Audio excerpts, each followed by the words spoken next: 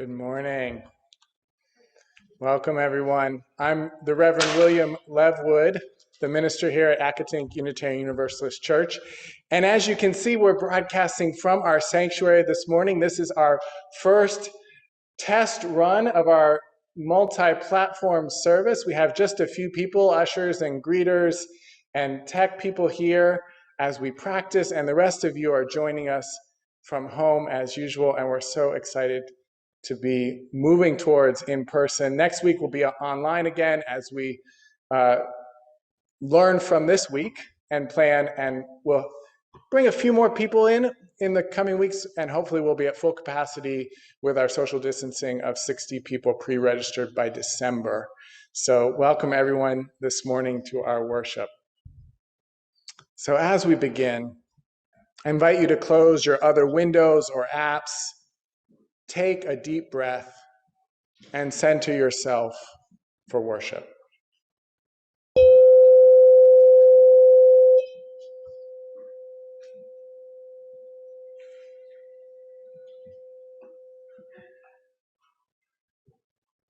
We begin by calling forth the ancestors and descendants.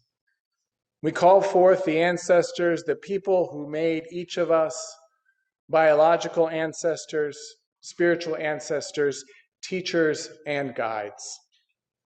We call forth those who imagined and made our congregation possible, sustaining it up to this present day.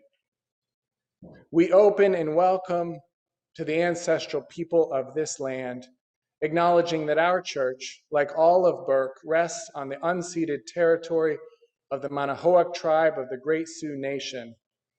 And we seek healing with the people of this land, whose bodies and spirits live on in their descendants, the present-day members of the Monacan Indian Nation, the Patawomac Indian Tribe of Virginia, and the Piscataway Indian Nation.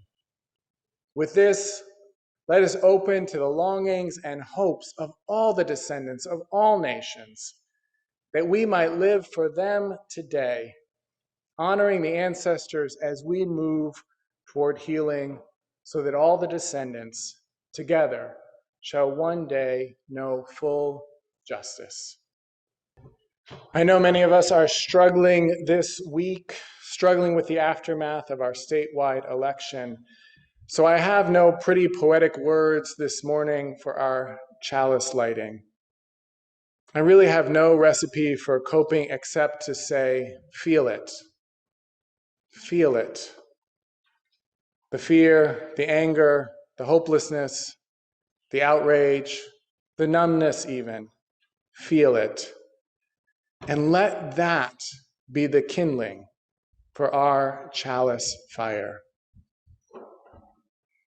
Let that be the kindling for our chalice fire, that it may burn ever more brilliantly, ever more fiercely, ever more tenderly for love and for compassion and for care and for justice. We welcome you to Accotink Unitarian Universalist Church live stream worship service. I am Sheila Doles, and my pronouns are she, her, hers, and I'm happy to be your worship associate today. Accotink UU Church is a welcoming and inclusive community that seeks to create a more just and compassionate world. All are welcome here in this justice-seeking, earth-healing community of faith. You're welcome no matter whom you love, no matter your identity or heritage, no matter your beliefs or background, no matter your means or abilities, you are welcome here in this religious community. If you're new to Accotink and would like to talk more about this church, please be sure to reach out to me, our minister Rev. William Levwood, or one of today's greeters using the chat box. On our website, www.accotinkuu.org, you can check the online order of service on the worship section. While you're on the website, be sure to check out our events page for upcoming virtual gatherings and other news. Whether you're a longtime member or a newcomer or something in between, We encourage you to stay for our virtual coffee hour immediately after this service. We're so delighted that you decided to join us today. Welcome. If the trees can keep dancing, so can I. A community poem compiled by Kwame Alexander. What I'm learning about grief is that it sits in the space between laughs, comes in the dark, steals the warmth from the bed covers, threads sleep with thin tendrils, is a hauntingly familiar song. Yet I can't remember the words. What I'm learning about grief is that it rolls like a heavy mist, settles into the crevices, lingers on the skin, visits, then visits again, lurking under my chair, and when I'm not watching, reaches out her tiny claws and bats my ankles. And when you wake for another day that feels oddly the same as the last, it crawls right back in your lap. An ocean of tears. So you vary the crawl with the butterfly, the backstroke with the breaststroke, and at some point, drowning is no longer an option. What I'm learning about grief is that it is a language. Suffering is its own speech. It will not go away just because you won't look it in the eye. He rides shotgun when you go by old familiar places. Eventually, you will get closer and he will say, "See, it's not so bad. I got your back." This pandemic, this tragedy, this fulcrum of life is a shovel unearthing secrets we wish would stay buried. I learned that I am ashamed I love solitude. Hard times call for soft people. There is softness in stillness, in staying home, in distractions deleted, in a togetherness that stretches great distances. What I'm learning about grief is not found in mint leaves floating in a glass of tears boiled thrice over. It is an acquired taste which we never crave. It likes nachos, staying up late, watching Scandinavian murder shows, and then sleeping in and eating cake for breakfast. What I'm learning about grief is that it can turn you into someone you don't want to be, can help you become someone you never thought you could be. Is that it transcends color, race, religion, gender. What I'm learning about grief, I learned a long time ago. Knead grief as you would bread. Weave grief as you would thread. There is no vaccine against it. We can't develop antibodies against it. It is something I have and something you have. But in these times, it is something we have. It is anger and denial. It is chaotic laughter from splintered memories. It is jagged cries and single tears. It is numb and indifferent. It is the pinprick of light, promising a slow semblance of normality returned. What I'm learning about grief is to acknowledge its presence, its many forms and guises, then to use it while reaching out, connected to everyone who is braving this same storm. What I'm learning about grief is that it is still learning about me, learning that I am strong and resilient. If the trees can keep dancing, so can I. The sermon I'm going to share with you is about grief over death. But I'm grateful for that, what Julie shared from her daughter, because it also lifts up all the many small losses that we've experienced through the pandemic, that we might say to ourselves, well, people are dying, that doesn't really count, but it does count. Both can be true, and you can feel those losses of whatever small things you aren't able to do, whether it's because of COVID or because of a foot injury, whatever that is, those count as well. So the poem tells us what I'm learning about grief is to acknowledge its presence, its many forms and guises, and then to use it while reaching out, connected to everyone who is braving this same storm. And we know that it is and it isn't the same storm, that there's many kinds of grief, that grief can be traumatic and tragic. It can be prolonged and protracted. It can be conflicted with a legacy that may have harmed us more than it made us whole. And grief can be beautiful and celebratory, especially when a life has been well lived and when the end of that life has come peacefully and in its rightful time. Grief takes many forms because each grief is unique. Mourning can be a barren landscape, leaving us, as the poem tells us, numb and indifferent, or it can be like a flood, like an ocean of tears that threatens to drown us. I often share an image with mourners. I recommend setting aside time for them to be with their grief, and I share an image of a vessel. I imagine it like an empty flower vase, and that over time, in the background of our life, the drops of grief are falling, ever so slowly filling the vase. And if we don't attend to it, it will overflow.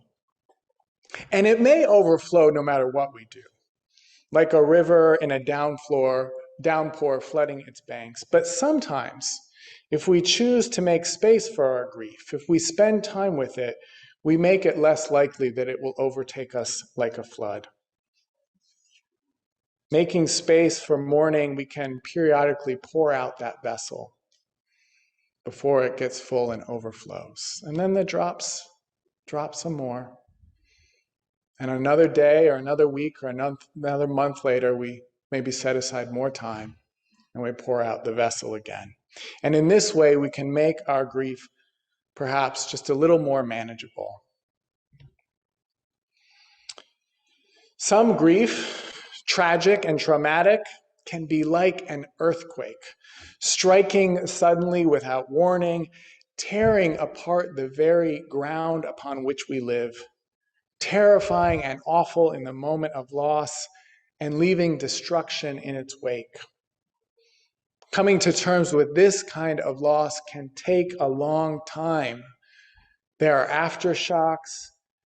As unpredictable and destabilizing as the initial shock, only in some ways worse, because now we live in fear, knowing but not knowing, knowing another shock may come, unable to know exactly when or how or why. Tragic, traumatic loss can feel like a natural disaster. By that I mean capricious, an accident of fate, a chance occurrence. In its impersonalness, it leaves us struggling to make meaning, leaves us staring an indifferent world in the face. Or tragic, traumatic grief can be caused by injustice. The unarmed Black person shot by police or hunted down by vigilantes. The thousands of women every year murdered by intimate partners. When a loss is caused by injustice, we not only mourn, we must also try to make sense of a hostile world, a world that is not cruelly indifferent, but unjustly cruel. With both of these kinds of loss, there are two tasks. The normal though not easy task of mourning, and the other task, the attempt to come to terms with the nature of death, the facing into the indifferent or unjust world. Often with this kind of grief and many kinds of grief, we must grapple with the tragedy and trauma first, and only then are we able to mourn. Often what's so hard about grief isn't the mourning itself. Mourning itself is a beautiful thing. Hold that close to your heart. Be with the memories. Memories of love and connection, of playfulness and joy, of wisdom and compassion, of the personal passions and quirks of the one you love. And be with the legacy, the love that lives on, that's a hand on your shoulder when you need it most, that's unexpected laughter because their humor is yours now too, that's a wise voice that speaks quietly but with authority in your heart now. Mourning itself is a beautiful thing, a love that will not end and will not ever leave us. What can make grief awful is the earthquake, the flood, the hand of God that isn't God's at all, is the prolonged and protracted grief, is the legacy of hurt and harm. These are the trials that can make grief a jagged rock that tears and rips, that leaves us journeying through a wasteland or changing our strokes as we work to keep our head above water until our arms and legs are so tired we're just treading water and waiting to wake from this nightmare of a dream. The poem tells us that grief will not go away just because you won't look it in the eye. And I want to say that there are so many ways to do that. There are so many different ways to survive this dark night and find our way to the dawning of morning. I agree with the poem that we cannot run from our grief, that we must face it, but we can face it on our own terms. And there are so many faces, so many journeys through the dark night to the dawning of morning. Some journeys have us reaching out, crying in the arms of a friend or a counselor. Others have us at a workbench, alone, as we turn dead wood into a chair for sitting in and rocking back and forth, back and forth. Some include a trip to Paris. Some find us hiking the Appalachian Trail. Some of us will sit at a desk, reading theology or philosophy or poetry, as slowly we make a kind of sense of it all, a sense for what doesn't make sense.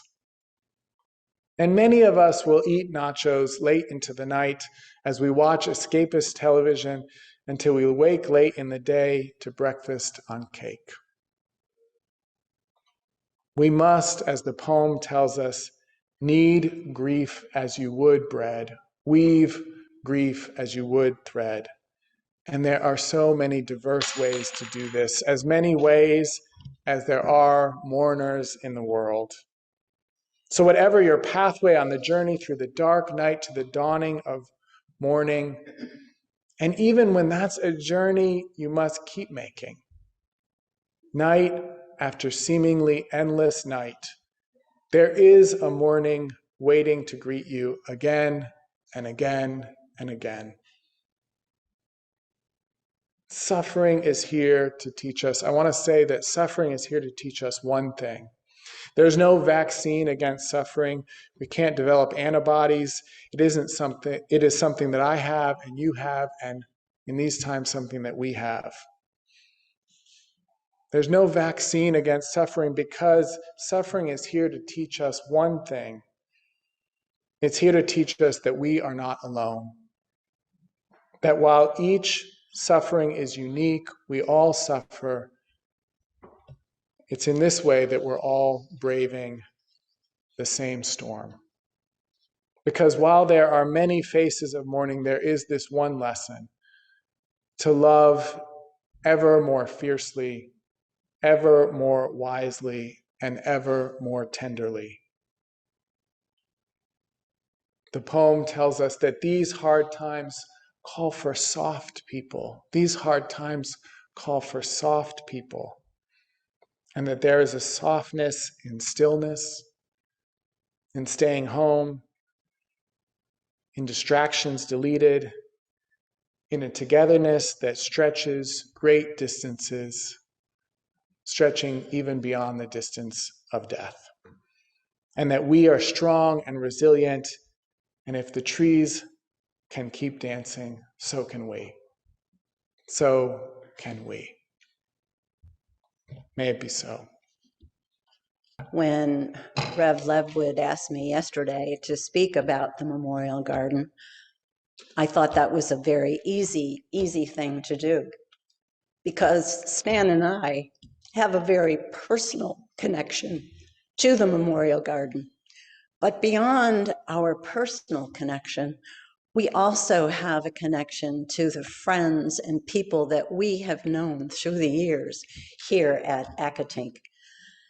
And whenever we walk out in the garden and we look at the plaque outside, or we look at those who are lying out there along with our daughter, Nicole, it reminds me of the wonderful experiences that we've had through probably our 35 years or so of being a member of Accotink.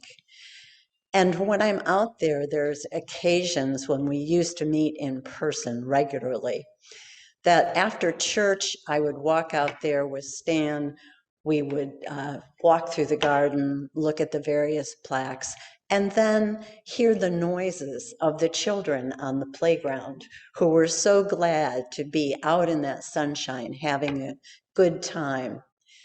And I thought to myself, isn't that really the circle of life? The children laughing and playing out there, and those of us who are remembering the people that we loved so very dearly in our lives. If you have any questions about the Memorial Garden or how the money is used to keep it up, looking beautiful in the springtime when the magnolia tree is blooming, or all year long when we can see the roses, go ahead and ask either Don or Peggy Eckerman, Ed Kringer, or Herb Bartlett all about it. And please give generously this month to the Memorial Garden. Thank you.